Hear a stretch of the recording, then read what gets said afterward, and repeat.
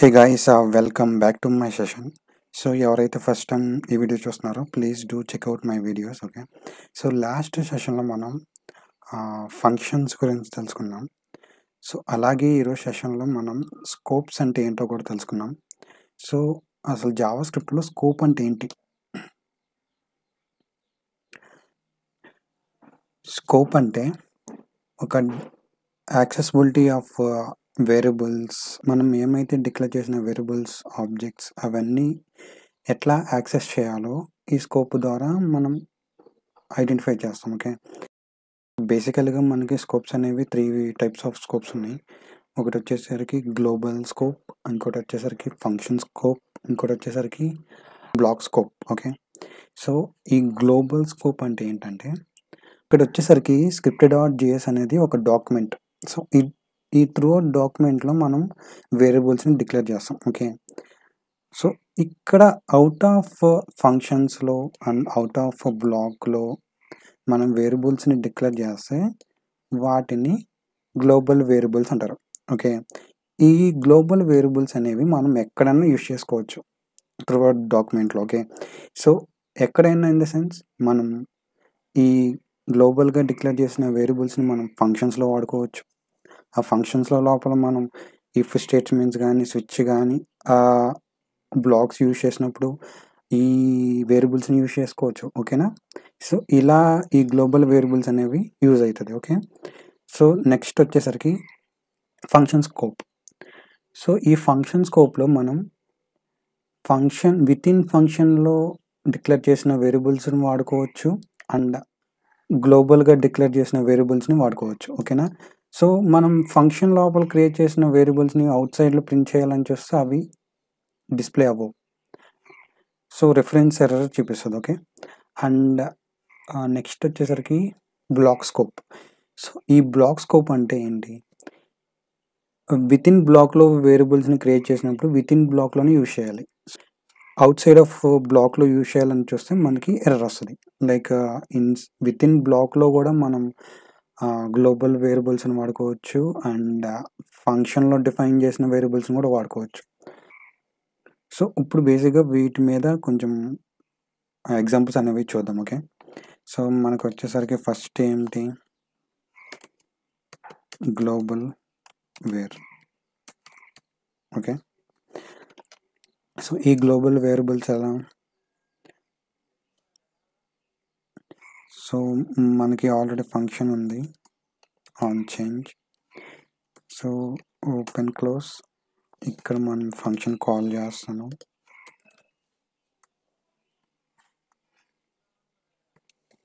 Okay, so ఇక్కడ నేను ఏం చేయాలనుకుంటున్నానంటే మనకు ఆల్రెడీ కోడ్ ఉంది, దాంట్లో యూజ్ చేద్దాం. సో ఇక్కడ ఫంక్షన్ క్రియేట్ చేసినప్పుడు మనకి ఏంటి రిటర్న్ ద్వారా మనకి ఎగ్జిట్ అయిపోద్ది అని చెప్పాను కదా. సో ఇక్కడ రిటర్న్లో మనం ఏం చేద్దామంటే ఈ కోడ్ అనేది ఇద్దాం. ఈ కోడ్ అనేది రిటర్న్ అవ్వాలి మనకి. Okay,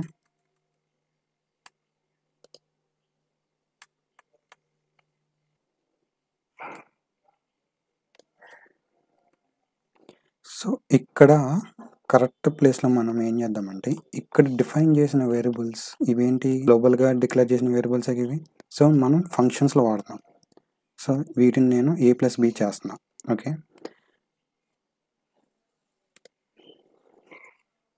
refresh, check value 13. Okay, so నేను గ్లోబల్గా డిక్లేర్ చేసిన వేరియబుల్స్ని ఫంక్షన్లో వాడుకున్నా, వాటిని సమ్ చేసా, మనకి రిజల్ట్ అనేది వచ్చింది. ఇది గ్లోబల్ వేరియబుల్స్ అంటారు. ఓకేనా, ఇప్పుడు మనం ఏం చేద్దామంటే ఫంక్షన్లో వేరియబుల్స్ని ఎట్లా వాడతారో చూద్దాం. ఓకే, ఇక్కడ నేను రిటర్న్లో ఎడిషన్ అనే ఫంక్షన్ని కాల్ చేస్తాం. ఓకే, సో ఇప్పుడు మనం ఎడిషన్ ఫంక్షన్ని క్రియేట్ చేద్దాం. Function edition. ఓకే, ఇక్కడ నేను ఏం చేస్తాం, లెట్ x = 10, లెట్ y = 10 ఇచ్చా. ఓకే, సో మనం ఏం చేద్దామంటే ఇక్కడ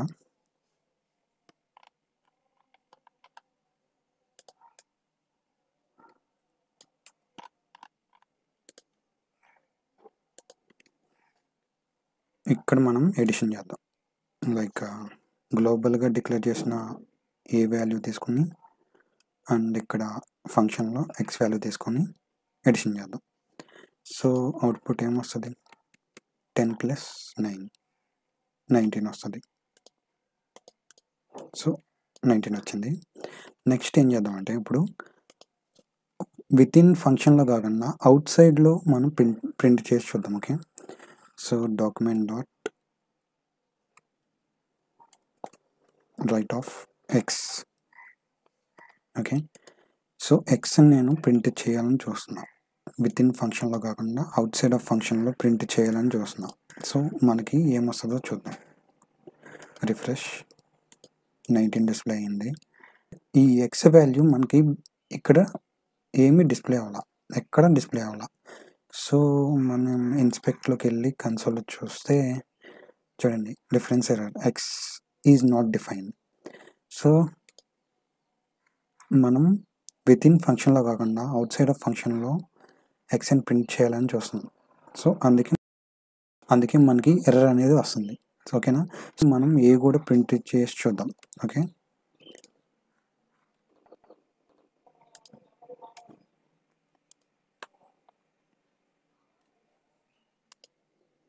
చూడండి ఇక్కడ 9 డిస్ప్లే అయింది. ఓకే, సో ఇది గ్లోబల్గా డిక్లేర్ చేసిన వాల్యూ.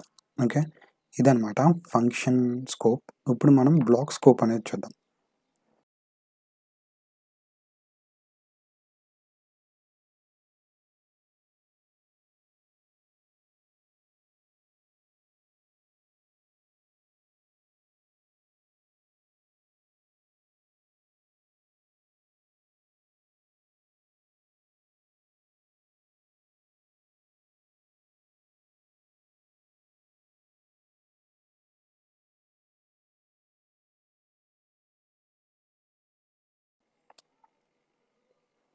సో ఈ బ్లాక్ స్కోప్ ఏంటంటే మనం ఫంక్షన్లో ఫర్ ఎగ్జాంపుల్ మనం ఇఫ్ తీసుకుందాం. ఇఫ్లో కండిషన్ ఇద్దాం. ఓకేనా? లైక్ ఏంటంటే ఏ గ్రేటర్ దాన్ బిఆ. సో బి అయితే మనకి ఈ స్టేట్మెంట్ ప్రింట్ అవ్వాలి. ఓకే, సో ఇదేంటి, ఏ వాల్యూ గ్లోబల్గా డిక్లేర్ అయింది, ఎక్స్ వాల్యూ అనేది ఫంక్షన్లో డిక్లేర్ అయింది. సో మనకు ఆబ్వియస్లీ అవుట్పుట్ వస్తుంది. ఓకే, సో దీన్ని నేను కామెంట్ చేస్తున్నా.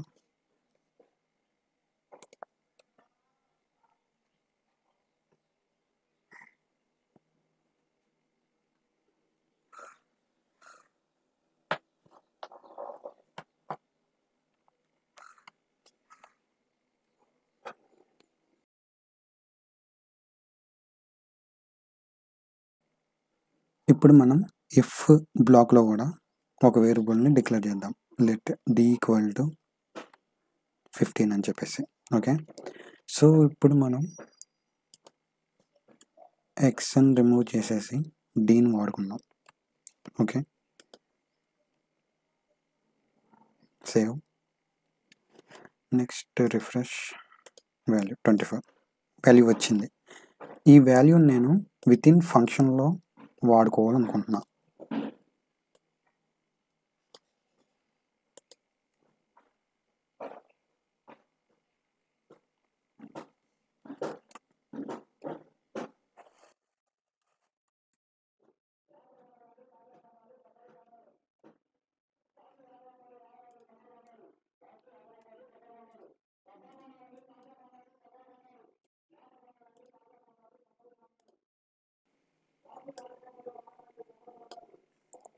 చూసారుగా, రిఫరెన్స్ ఎర్రర్ వచ్చింది, D is not define. So మనం ఇక్కడ ఏం చేస్తున్నాం, విత్ ఇన్ బ్లాక్లో క్రియేట్ చేసిన వేరియబుల్స్ని అవుట్ సైడ్ ఆఫ్ ది బ్లాక్లో మనం వాడుకోవాలని చూసాం. బట్ ఇక్కడ బిట్స్ కొట్టింది అనమాట. సో పవర్ ఆఫ్ బై అంది. సో విత్ ఇన్ బ్లాక్లో వాడుకునే వేరియబుల్స్ని ఏమంటారంటే, సో వేరియబుల్స్ అనేవి విత్ ఇన్ బ్లాక్లోనే వాడుకోవాలి. ఓకే, లేదంటే ఇలాగే ఎర్రర్లు వస్తాయి. సో మీకు కొంచెం టిపికల్గా ఉన్న ఇది కొంచెం ఈజీగా ఉంటుంది. ఈ స్కోప్స్ అనేవి అర్థమైతే మీకు ఫర్దర్గా కోడింగ్ చేసేటప్పుడు మీకు ఎటువంటి ఇష్యూస్ అనేవి రావు. ఓకే, సో ఈ వీడియో లింక్ అంతే గైస్. మీకు ఏమన్నా క్వరీస్ ఉంటే నాకు కామెంట్ చేయండి. So thank you. Happy coding.